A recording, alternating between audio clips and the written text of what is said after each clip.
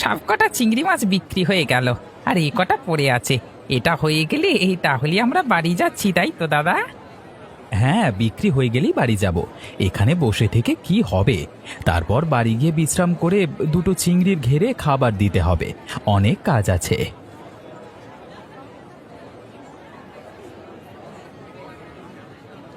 পলাশ দাদা, তোমার কাছে আর চিংড়ি মাছ পড়ে আছে? তোমার কাছে তো সব তাড়াতাড়ি বিক্রি হয়ে যায়, আর আজকে তো আমার আসতে দেরি হয়ে গেল। হ্যাঁ হ্যাঁ, অল্প কিছু চিংড়ি মাছ পড়ে আছে, তাহলে সবগুলো তোমাকে দিয়ে দেবো। তোমাদের কাছে অল্প কিছু মানে অনেক। আগে বলো কত পড়ে আছে। বেশি পড়ে নেই দারোগা বাবু, ওই 500 গ্রাম মতো হবে। আপনি তো এমনিতেই 500 গ্রাম নেন, আপনার সবগুলোই লাগবে। ও, মোটে 500 গ্রাম? তাহলে সবগুলো দিয়ে দাও। এর থেকে কম নিয়ে গেলে গিন্নি আবার ঝ্যাঁটা মেরে দাঁড়াবে। হ্যাঁ, আমি এক্ষুনি দিয়ে দিচ্ছি। তাহলে বউকে সকলেই ভয় পায়, বলুন দারোগা বাবু? আপনি পুলিশ হয়েও নিজের বউকে ভয় পাচ্ছেন, তাহলে তো আমরা কোথাকার কে? সত্যি যা বলেছ। পুলিশ আমি বাইরে, বাড়ির ভেতরে যেন আমি জেল খাটা আসামি। আর কিছু করতে গেলেও গিন্নিকে জিজ্ঞেস করে করতে হবে। ইয়ে, দারোগা বাবু, এই নিন আপনার চিংড়ি মাছ। আপনি আপনি 50 টাকা দিন। না না, 50 টাকা হবে না, আমি 40 টাকা দেব। কারণ আমি প্রত্যেক দিন 40 টাকার মাছ নিয়ে যাই। আজকে 10 টাকা বেশি নিয়ে গেলে খরচ বেড়ে যাবে। আপনার সাথে কি আর দরদাম করব বলুন? আপনি 40 টাকাই দিন, আপনি আমাদের রোজকার খদ্দের। এই নাও পলাশ দাদা, তোমার 40 টাকা। যাই হোক আর নাই হোক, তোমার চিংড়ি মাছের স্বাদই আলাদা। আরে রফিকুল, যে শহর থেকে কবে গ্রামে ফিরলি রে? তুমি কি চোখে দেখতে পাচ্ছ না? আমার হাতে এতগুলো ব্যাগ, নিশ্চয়ই এই ফিরছি। তা তোমার একটা সাধারণ জ্ঞান বলে কিছু নেই নাকি? আমি অতটা খেয়াল করিনি। এটা বল, কেমন আছিস? আর শহরে তোর মুরগির ব্যবসা কেমন চলছে? আমি তো ভালোই আছি, আর আমার ব্যবসা এখন অনেক বড় হয়েছে। ভাগ্যিস আমি এই গ্রাম ছেড়েছিলাম, না হলে আমি এত বড় মানুষ হতেই পারতাম না। এই গ্রাম আমাকে কি দিয়েছে? কিছুই দিতে পারেনি। হ্যাঁ, যে গ্রামে জন্মালি, যে গ্রামে এতদিন মানুষ হলি, সেই গ্রাম কি তুই আজকে অপমান করছিস? কি বলবো আর, যেটা বলছি সত্যিই বলছি। এই যেমন তুমি আজকে এখানে বসে আছো, বয়স হয়ে গেছে, চাষবাস করতে পারছো না। কিন্তু আমার বয়স হলেও আমার ব্যবসা থেকে আমি ইনকাম করতে পারবো, ঠিক আছে? দেখ, তুই ব্যবসা করিস বলে আমাদের গ্রামকে এবং আমাকে এইভাবে অপমান করতে পারিস না। টাকা হচ্ছে সব মোহ মায়া। খালি হাতে এসেছি, খালি হাতেই যেতে হবে। এসব ফালতু কথা আমাকে বলো না তো। এসব কথা বলবার জন্য তুমি আমাকে ডাকলে? হ্যাঁ, আমি গ্রামে এসেছি কটা জমি আছে বিক্রি করতে, না হলে এবার একবারও ফিরে তাকাতাম না। যত সব ইয়ে করছে। ও হ্যাঁ, তোর বাপের 10 বিঘা জমি ছিল, তাই এই গ্রামে এসেছিস। সত্যি, টাকার জন্য নিজের মাতৃভূমিকে ভুলে যাচ্ছিস। কিরকম মানুষ হলি রে? শুধু শুধু আমি তোমার সাথে মুখ লাগাচ্ছি কেন? আমার সময় নষ্ট। এই তোমার মতো ভিখারি এই গ্রামে পড়ে থাকা উচিত। যত সব ইয়ার কি মানে, সবসময় কাজকর্ম নেই গো।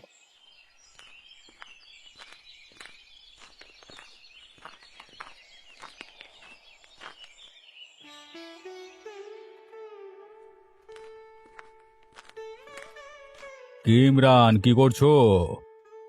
এই তো স্যার, ফাইলগুলোকে দেখছিলাম একবার। আপনি আসতে দেরি করছেন দেখে আমি একবার করে মিলিয়ে নিচ্ছিলাম। তা স্যার, আপনার আসতে এত দেরি হলো কেন, আমি কি জানতে পারি? আরে কি আর বলবো, গিন্নির সাথে ঝগড়া লেগে গেছিল। বলছে নাকি আজকে অফিস যেতে হবে না, ঘুরতে যাব। তাই নিয়ে তুমুল অশান্তি। ঠিক এই কারণটার জন্যই আমি আজকে বিয়ে করিনি। বিয়ে করলেই ঝামেলা বাড়বে, তার থেকে কি দরকার বাবা। সত্যি বাবা, তুমি পারো বটে। এই ঝামেলার জন্য তুমি এখনো বিয়ে করোনি? তা নয় তো কি, বিয়ে করলে 1 বছর হয়তো সুখে শান্তিতে কাটবে, তারপর বাকি জীবনটা আমি ঝামেলা করে কাটাবো নাকি? বউ সব সময় আমার পেছনে খ্যাচখ্যাচ খ্যাচখ্যাচ করবে, ওটা আমার দ্বারা সহ্য করা সম্ভব নয়। আস্ত ঝামেলা। সত্যি তুমি মাঝে মাঝে এমন কথা বলো, না হেসে থাকাই যায় না। তুমি একটা মানুষ আছো বটে, তোমার কথা শুনে বেশ ভালোই লাগে। এই জানো, আমার মন মেজাজটা একটু খারাপ হয়ে গেছিল। তোমার কথা শুনে সবকিছু নিমেষে উধাও হয়ে গেল। স্যার অনেক হাসাহাসি হয়ে গেছে, এবার কাজ করতে হবে স্যার। এই ফাইলগুলো একটু দেখে নেবেন, আমি অর্ধেক কটা দেখে নিয়েছি। হ্যাঁ হ্যাঁ, এবার কাজ করতে হবে, অনেক মজা করলাম। ওই শহরের ভেজাল মাছের কেসের ফাইলটা আমাকে এনে দেবে তো। অনেক তথ্য পেয়েছি, ওর সাথে মিলিয়ে দেখতে হবে, যদি ঠিকঠাক খবর হয় তাহলে আজকে গিয়ে সব বন্ধ করব। আচ্ছা আপনি বসুন, আমি আপনাকে একটু খুঁজে নিয়ে তারপর দিয়ে আসছি। হ্যাঁ,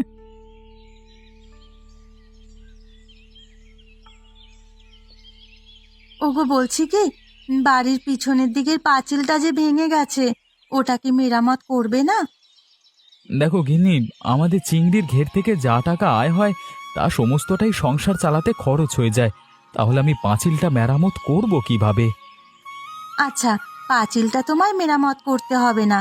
বাড়ির চালে একটা ছোট ফাটল হয়েছে, ওটাকে মেরামত করো। এবার বর্ষাকাল আসছে, খুব অসুবিধে হবে। বৌদি কি আর বলবো, আমাদের অবস্থা তো সবই তুমি জানো। যা ইনকাম করি তা খাওয়া দাওয়া করতে আর সংসারের পেছনে খরচ হয়ে যায়। একটা টাকা যদি জমাতে পারি। কি আর করা যাবে বলো, বাবা তো অনেক কম বয়সে পড়া ছাড়িয়ে এই ব্যবসায় নামিয়ে দিল। তখন তো প্রচুর লাভ হতো, কিন্তু এখন যে আয় এত কমে যাবে ভাবিনি তো। দাদা, এইভাবে থেমে থাকলে হবে না। আমাদের এই চিংড়ি মাছের ব্যবসাকে এই উন্নত মানের চিংড়ি ব্যবসায় পরিণত করতে হবে। আরো ভালোভাবে চাষ করতে হবে, যত বেশি লাভ হয়। আমাদের তো দুটো চিংড়ির ঘের আছে, এতে যথেষ্ট পরিমাণ চিংড়ি চাষ হয়। এরপর আর বেশি চাষ হবে না, তাহলে কি করে আয় বাড়বে বলো? আর আমাদের হাতে অত টাকাও নেই যে নতুন করে আবার একটা চিংড়ির ঘের তৈরি করব। সেটাও তো ঠিক কথাই বলেছ।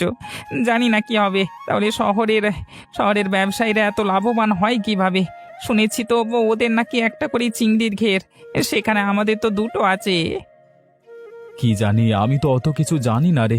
তবে পরিস্থিতি খুব খারাপ, পরবর্তী সময় কিভাবে চলবো সেটাই ভাবছি। আচ্ছা বৌদি, মাধব কোথায়? ওকে তো দেখতে পাচ্ছি না। খাওয়া দাওয়া করেছে তো? না না, মাধবী স্নান করতে গেছে। ও এলে একসাথে দুজনে খাবো, তোমরা খেয়ে নাও।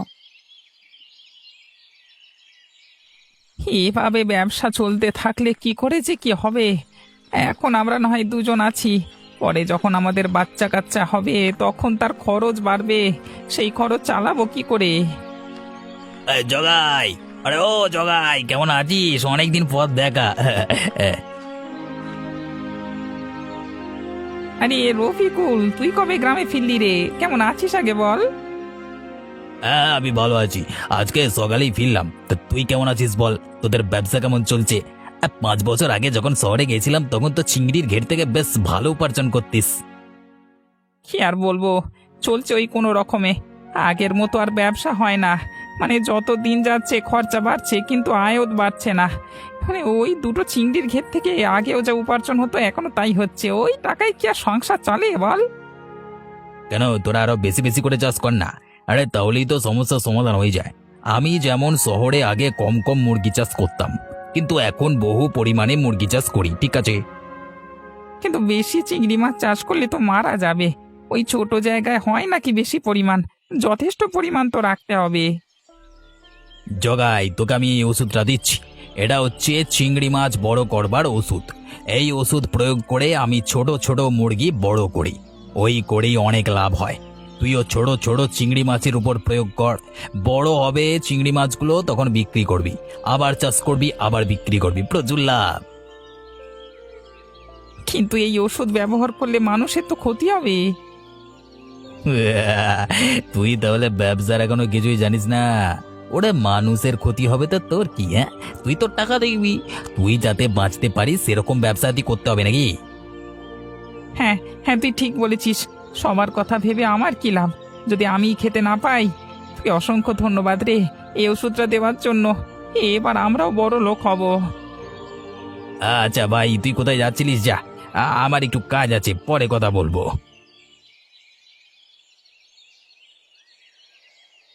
খুড়ো, কি খবর গো? আজকে একা একা মাছায় বসে আছো, কোনো সঙ্গী পাওনি নাকি? না রে, সকাল থেকে একাই বসে আছি। এই উঠে চলি যেতাম, তুই এলি, তোর সাথে একটু গল্প করি তারপর যাব। ও আচ্ছা, তাহলে বলো আজকের খবর। আজকে টিভিতে দেখলাম একটা ভালো খবর। শহরে সমস্ত ভেজাল খাদ্য বিক্রেতাদের ব্যবসা বন্ধ করে দিয়েছে পুলিশ। অনেক দিন থেকে এই নিয়ে তদন্ত চলছিল। বাহ, এটা তো খুব ভালো খবর, শুনেও বেশ ভালো লাগলো। মানুষকে ভেজাল খাইয়ে খাইয়ে মানুষের শরীর এরা দুদিনে নষ্ট করে দিচ্ছিল। পুলিশ ঠিক করেছে, ঠিক করেছে। হ্যাঁ, দেখেছিস তো, আগেকার মানুষ বাঁচতো 100 বছরের ওপর, কিন্তু এখন মানুষ 60 বছরে ঘায়েল হয়ে পড়ে। সব কিছু হয়েছে এই নকল খাবারের জন্য। যা বলেছ, এদের যদি কঠোর শাস্তি না হয় তাহলে এরা পরে আবার এরকম ব্যবসা শুরু করবে। আমি চাই এদের কঠোর থেকে কঠোরতর শাস্তি হওয়া দরকার। আমি তো শুধুমাত্র তোকেই দেখেছি সৎভাবে এবং প্রাকৃতিকভাবে চিংড়ি মাছ চাষ করে ব্যবসা করতে। বাকি শহরে সব দেখেছিলাম, কে সবজিতে ওষুধ দিচ্ছে, কে আবার কি সব মাখিয়ে রাখছে ওষুধের মতো। আমার জীবনের একটাই নীতি, যতদিন বেঁচে থাকবো কষ্ট করব, তবু মানুষকে উল্টোপাল্টা জিনিস খাওয়াবো না। এই জন্যই তো তোকে এত ভালো লাগে। আমি চাই তোর ব্যবসা যেন আরো বড় হয়, বিধাতা তোকে কৃপা করুক। কিন্তু হচ্ছে আর কোথায় গো খুড়ো, দিন দিন ইনকাম আরো কমে যাচ্ছে, জিনিসপত্রের দাম আরো বেড়ে যাচ্ছে। এইভাবে চললে খুব শীঘ্রই আমাকে আমার ব্যবসা বন্ধ করতে হবে। কিচ্ছু হবে না রে, ওরে ভালো মানুষের সাথে বিধাতা ভালোই করে। সব ভালো যার শেষ ভালো তার, কথাটা তো জানিস, ভরসা রাখ।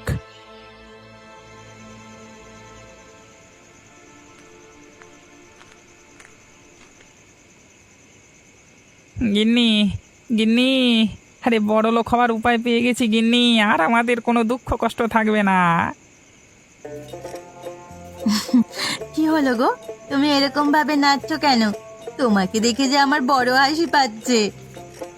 এই দেখো ওষুধ, এই ওষুধের সাহায্যে আমরা বড় লোক হব। এই সবাইদের মতো আমাদেরও অনেক বড় বাড়ি হবে, অনেক টাকা হবে। কিন্তু এটা কিসের ওষুধ, আর এটা দিয়ে কিভাবে বড়লোক হব? আর তোমাকে এই ওষুধটা দিলই বা কে? দাঁড়াও দাঁড়াও, এক এক করে সবকিছু বলবো, দাঁড়াও না। এই ওষুধটা আমাকে রফিকুল দিয়েছে। ও তো শহরে মুরগির ব্যবসা করে। তো এই ওষুধটা প্রয়োগ করলে এই ছোট্ট মুরগি একদিনই বড় হয়ে যায়। তারপর তো লাভে লাভ। এরপর আমিও এটা প্রয়োগ করব। আর আগে দাদাকে রাজি করাতে হবে। দাদা এতে রাজি হবে না, কারণ মানুষের শরীরে ক্ষতি হবে। যদি রাজি না হয় তাহলে কি করবে? কি আর করবো, তাহলে ওষুধটা ব্যবহার করলে হবে না, আমাদের বড় লোক হওয়ার হবে না। তোমার মাথায় না কিচ্ছু বুদ্ধি শুদ্ধি নেই। তুমি যখন জানো এটা করলে বড়লোক হয়ে যাবে, তাহলে ব্যবহার করবে না। আর তোমার দাদা যদি রাজি না হয় তাহলে বলবে একটা চিংড়ির ঘর আমাকে দিয়ে দিতে।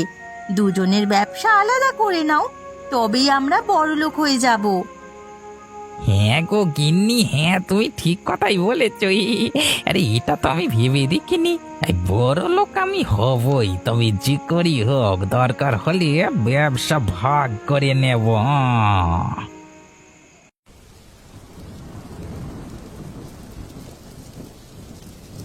দাদা, তোমাকে একটা কথা বলবার ছিল। হ্যাঁ, কি বলবি বল না, আমি তো খাচ্ছি, খেতে খেতে শুনবো, কি আছে বল। আমি একটা ওষুধ পেয়েছি দাদা, সেই ওষুধ প্রয়োগ করলে একদিনের মাথায় আমাদের চিংড়ি মাছ বড় বড় হয়ে যাবে। সেটা আমরা আমাদের চিংড়ির ঘিরে ব্যবহার করলে অনেক পরিমাণে লাভ হবে। কি সব কথা বলছিস তুই, আগে বল এই ওষুধ ব্যবহার করলে মানুষের শরীরের ক্ষতি হবে কিনা।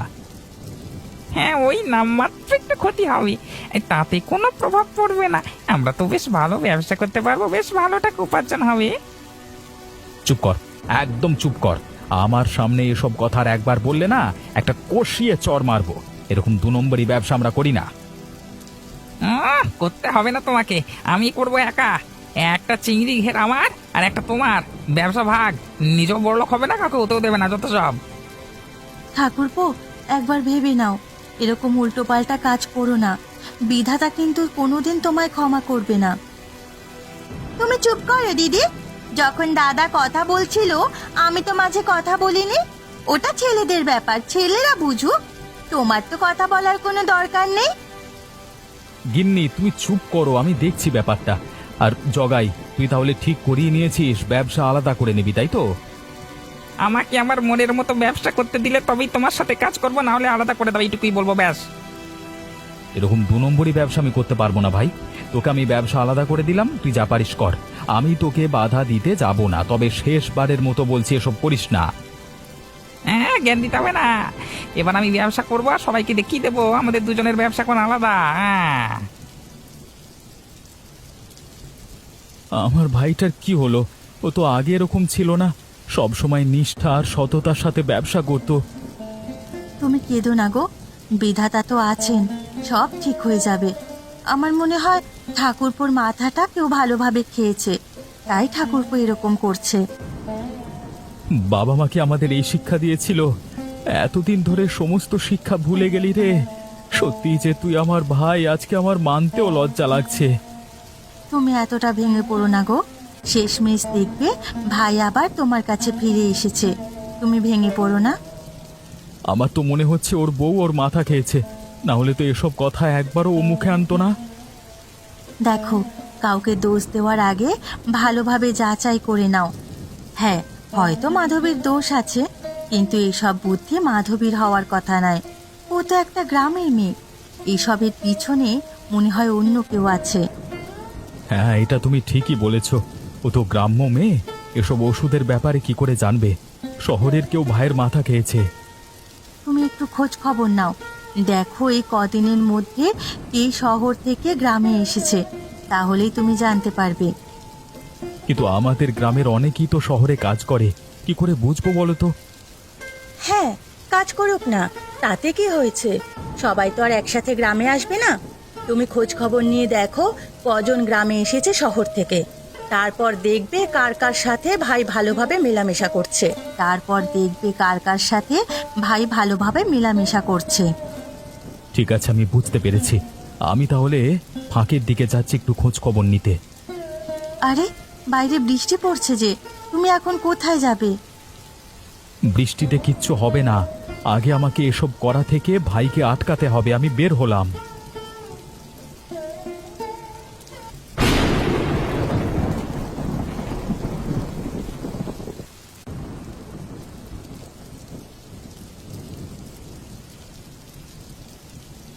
খুড়ো, তোমার সাথে কিছু কথা আছে গো, বড্ড বিপদে পড়েছি। কি হয়েছে রে পলাশ? এত বৃষ্টির মাঝে তুই এলি কিভাবে? ওসব পরে বলবো আমি। আমার ভাইটার মাথা খারাপ হয়ে গেছে, ও ওষুধ দিয়ে চিংড়ি মাছগুলো বড় করতে চাইছে। এটা থেকে আমাদের আটকাতে হবে। কেন, তুই বারণ করিসনি? অনেক বারণ করেছি গো, বারণ করলে বলেছে ব্যবসা আলাদা করে দিতে। আমি রেগে গিয়ে তাই বলে দিয়েছি ব্যবসা আলাদা, 2টো চিংড়ির ঘেরের মধ্যে একটা ওর একটা আমার। কিন্তু এইভাবে তো আর চলতে দেওয়া যায় না। হ্যাঁ, এভাবে তো মানুষের শরীর খারাপ করে যাবে। আচ্ছা তুই বল, আমি তোর জন্য কি করতে পারি? তুমি আমাকে বলো, এই কদিনের মধ্যে শহর থেকে আমাদের গ্রামে কজন এসেছে, মানে কতজনের সাথে দেখা হয়েছে তোমার? আমার সাথে আজকে সকালবেলায় রফিকুলের দেখা হলো। আমাদের গ্রামকে আর আমাকে যাচ্ছে তাই ভাবে অপমান করলো, কিন্তু আমি কি বলবো বল? রফিকুল আমার ভাইয়ের বন্ধু, ওর সাথে আমার ভাই খুব ভালোভাবেই মেলামেশা করে। ওর শহরে মুরগির ব্যবসা আছে, তাই তো নিশ্চয়ই ও এই ওষুধ প্রয়োগ করে মুরগি বড় করে। তার মানে নাটের গুরু হচ্ছে ওই রফিকুল।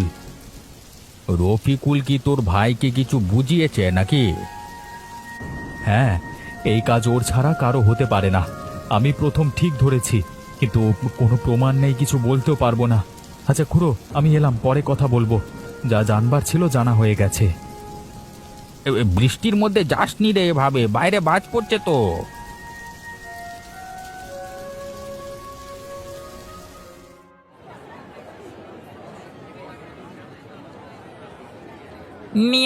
নিয়ে যান, অল্প টাকায় বড় বড় চিংড়ি মাছ নিয়ে যান। আমার মতো কমে আর কেউ দিতে পারবে না, নিয়ে যান।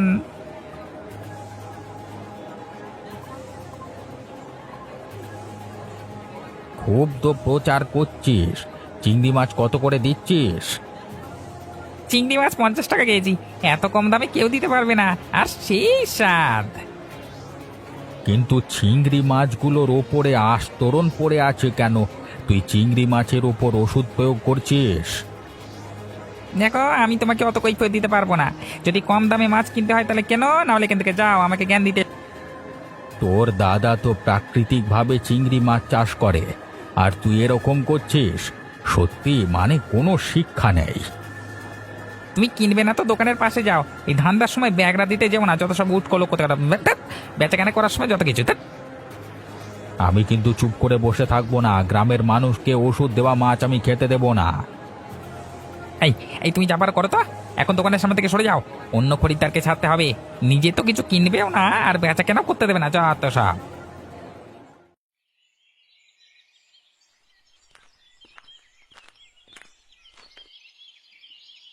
দারোগা বাবু, আমাদের গ্রামে ভেজাল জিনিস বিক্রি হচ্ছে যে।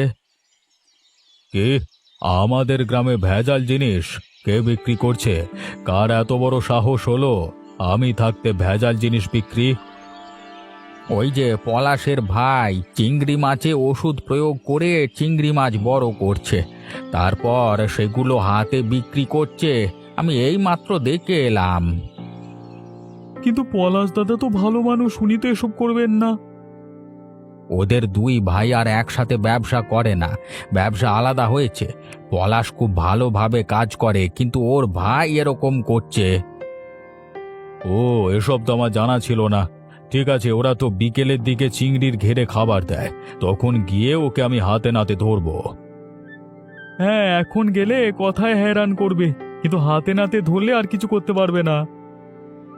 সে আমার যত প্রিয়ই হোক না কেন, গ্রামের মানুষের ক্ষতি সহ্য করব না। যেটা ভুল সেটা ভুল, যেটা ঠিক সেটা ঠিক। আপনি একদম ঠিক বলেছেন। আচ্ছা, আপনি কিভাবে বুঝলেন যে ওষুধ প্রয়োগ করেছে? আমি বাজারে গিয়ে দেখি খুব কম দামে বিক্রি করছে, তারপর গিয়ে দেখি চিংড়ি মাছের ওপরে নীলাভ একটা আস্তরণ পড়ে আছে। সেটা দেখেই বুঝতে পারলাম। আমি বলেছি বলে সে আবার কত কথা। ঠিক আছে, তুমি নিশ্চিন্তে যাও, আমি ওকে ব্যবস্থা করছি।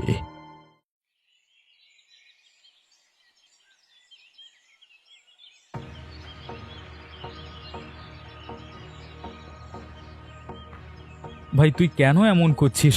কেন চিংড়ি মাছগুলোতে ওষুধ প্রয়োগ করছিস? মানুষকে ভালো খাবার খাওয়া না। দেখো দাদা, তুমি তোমার মতো কাজ করো, আমি আমার মতো কাজ করছি, এখানে তুমি বাধা দেওয়ার চেষ্টা করো না তো।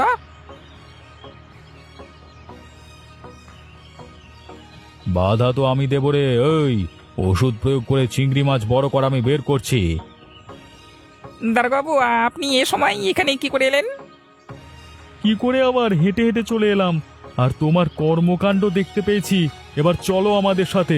10 বছর জেল খাটবে, শাস্তিটা নিশ্চয়ই জানা আছে। দারোগা বাবু, আমাকে ক্ষমা করে দিন দারোগা বাবু, এরকম ভুল আমি আর কখনো করব না, আমার বড্ড ভুল হয়ে গেছে। এখন আর কাঁদুনি গাইলে তো হবে না, কাজটা করবার আগে ভাবা দরকার ছিল। গ্রামের মানুষদের ভেজাল খাওয়াবে, আমরা তো চুপচাপ মেনে নেব না, জেলে তোমাকে যেতেই হবে। দারোগাবাবু, আমার একটা কথা রাখুন, আমার ভাইটাকে নিয়ে যাবেন না। ও একবার ভুল করে ফেলেছে, আমি আপনার কাছে হাত জোর করে ক্ষমা চাইছি, তার জন্য দয়া করে আমার এই কথাটা রাখুন। ঠিক আছে পলাশ দাদা, তুমি খুব ভালো মানুষ, কোনোদিন ভেজাল জিনিস বিক্রি করনি, তাই জন্য তোমার কথা শুনছি। তোমার ভাইকে বুঝিয়ে দিও। আমি আপনাদের কথা দিচ্ছি, আর এরকম কাজও কোনোদিন করবে না। এই জগাই, তুই দারোগাবাবুর কাছে ক্ষমা চা। না না, তার কোনো দরকার নেই, কিন্তু আর যদি এরকম খবর আমি পাই, তাহলে আমার হাত থেকে তোকে কেউ বাঁচাতে পারবে না, বলে দিচ্ছি। তোর দাদা এত ভালো মানুষ, আর তুই এসব কাজ করছিস, তোর দাদার সম্মান মাটিতে মিশিয়ে দিবি। ছি! দাদা, আমাকে ক্ষমা করে দাও, তোমার সাথে অনেক খারাপ ব্যবহার করেছি গো দাদা। আবার আমরা সব কিছু একসাথে করব, আবার আমরা এক হয়ে যাব। এই তুই কি করছিস? ওট ওট ওট ওট। নিজের ভুলটা বুঝতে পেরে শুধরে নিয়েছিস, সেটাই অনেক। আমি আর কিচ্ছু চাই না। দারোগাবু, আপনাদের অসংখ্য ধন্যবাদ আমার কথা শোনবার জন্য। পলাশ দাদা, তোমার মতো ভালো মানুষ হয় না, সত্যি এখনকার দিনেও তোমার মতো মানুষ আছে এটা ভেবেই খুশি হয়